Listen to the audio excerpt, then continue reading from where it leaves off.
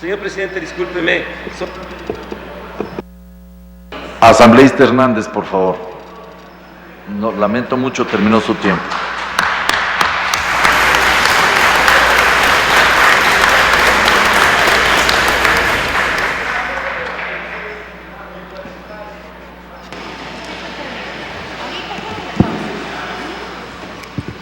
Señor presidente, compañeros, compañeras asambleístas, si aprendemos a escuchar, como nos suele repetir con frecuencia nuestra compañera Tania Hermida, el lenguaje de los símbolos, creo que los fuertes enunciados comunicativos que esta mañana nos han hecho compañeros como Carlos Pilamunga o Margarita Morocho deberían ayudarnos a cerrar y a concluir este debate. Una de las riquezas de este país es la diversidad, y creo que hay que asumir como una riqueza del país la diversidad, pero al mismo tiempo, y creo que la Asamblea en ese sentido tiene hoy un reto muy grande, hay que combatir profundamente las desigualdades. Lo que ha pasado aquí es que se ha confundido, y a los diversos además se les ha vuelto, y el sistema político y económico les ha convertido en desiguales.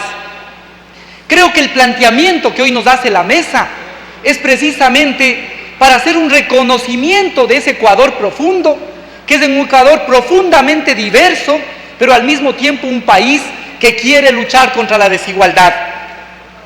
Me parece importante, y yo quisiera solo remarcar lo que ha dicho ahora el asambleísta Ray.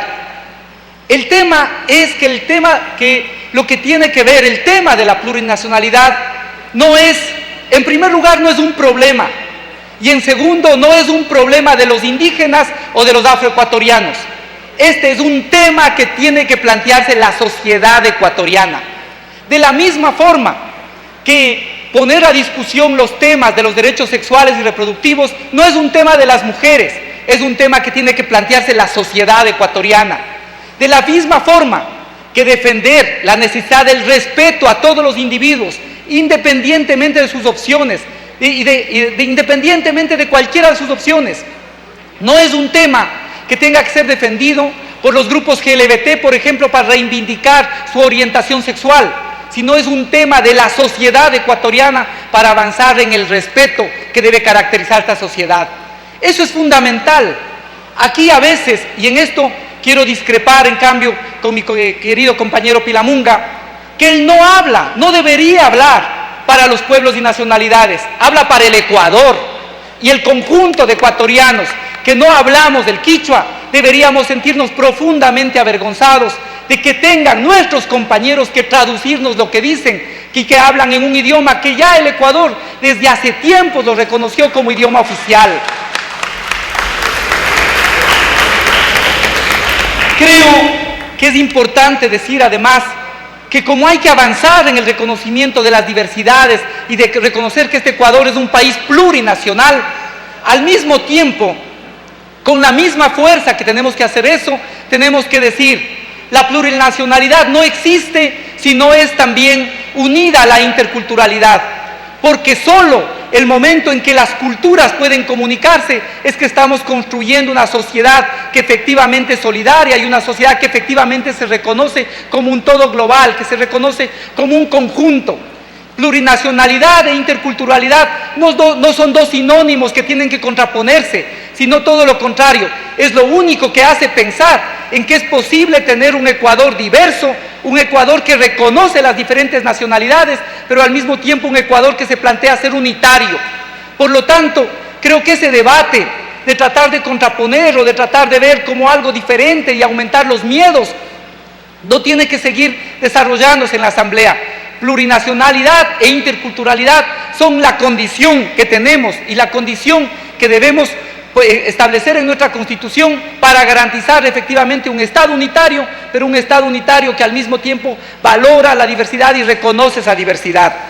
Este es el primer aporte que quería hacer. En ese sentido, sí me parece oportuno, señor presidente, y recogería lo que había propuesto por el asambleísta Roldós. Es importante a lo mejor, no en solo el debate del Pleno, sino a lo mejor la Asamblea convocarse a un taller en que discutamos con profundidad el tema de la plurinacionalidad. Creo que eso es pertinente. Y luego me parece que también es pertinente que en el marco de la caracterización del Estado, la Asamblea aborde este tema y pueda definirlo. El otro elemento en este mismo marco de reflexión al que quisiera referirme es al concepto del buen vivir. Me parece que esto es fundamental, porque precisamente reconociendo esa diversidad del Ecuador, esa diversidad tiene que obligarnos necesariamente a que repensemos, a que reconozcamos que también lo que hoy somos es fruto de un sincretismo, y ese sincretismo tiene varias herencias, somos herederos de varias herencias, somos herederos de la civilización occidental, y como parte de eso hemos incorporado el tema del bien común, por ejemplo, que aquí se ha planteado. Pero hay que entender que el concepto de bien común es un concepto de todas formas, un concepto acuñado en la modernidad, que es un concepto limitado. Y nosotros podríamos decir, cuando se habla de bien común, por ejemplo, en las tradiciones liberales clásicas, se está haciendo referencia al bien común como el bien que deviene solo de la ley y de la autoridad, que autores como Maquiavelo, por ejemplo, planteaban que el bien común tiene que ser Maquiavelo, Hobbes, tiene que ser garantizado únicamente por el Estado, que el bien común se reduce únicamente al ordenamiento jurídico. Y en cambio, cuando estamos planteando lo de buen vivir, no es que estamos negando toda esta rica acepción que también se ha desarrollado como tributarios que somos de la civilización occidental respecto del bien común, sino que la estamos incorporando y ampliando para plantear el concepto del buen vivir.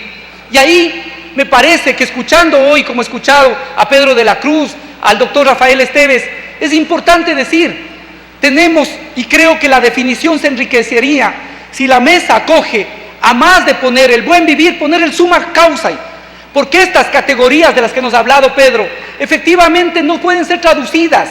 Estamos buscando no solo una sociedad en la que, como ustedes bien lo han planteado, en el articulado, pueda haber, presupone el ejercicio de los derechos, las libertades, las capacidades, las potencialidades, las oportunidades, sino además estamos buscando todos estos conceptos a los que se refirió nuestro compañero, esto de lo bello, lo hermoso, lo sublime. Esa es la sociedad, ese es el país que de alguna manera queremos.